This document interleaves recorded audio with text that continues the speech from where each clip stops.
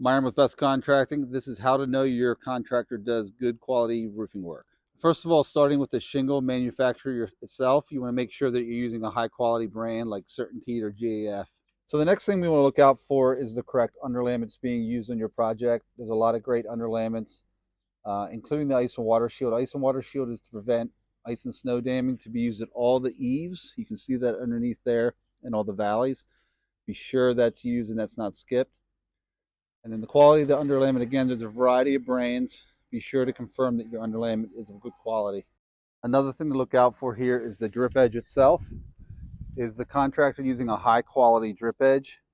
We always recommend the oversized drip edge, not the cheaper kind that's out there, and confirm that it's tight against the roof. In addition to being a proper color match, we're often seeing incorrect colors used. Here you can see there's a close color match between the fascia and the drip edge. Also, we want to make sure the contractor is using a starter course.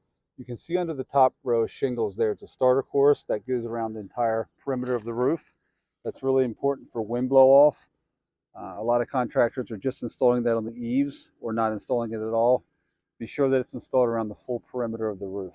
Next would be your ridge vent. It's really important to have proper ventilation to keep your attic space, moisture, and temperature under control. There's a lot of really cheap, low profile or roll ridge vents that you want to stay away from. This one here is the GAF Snow Country ridge vent. So it's very important, the type of ridge vent that's installed on your roof. Another thing to watch for is the pipe collars themselves. We recommend the Ultimate pipe boots, but you can choose between this standard pipe collar or the Ultimates. Again, our recommendation is the Ultimate pipe boots. And also watch out for the chimney flashing. Be sure that the flashing isn't just laid on the chimney and caulked.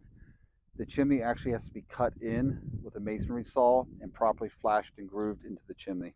Make sure your shingles are installed in a straight line. That's just showing the quality, the workmanship of the installers themselves. And last but not least, safety is key. Make sure that all employees are following safety precautions, not just for themselves, but for your property as well.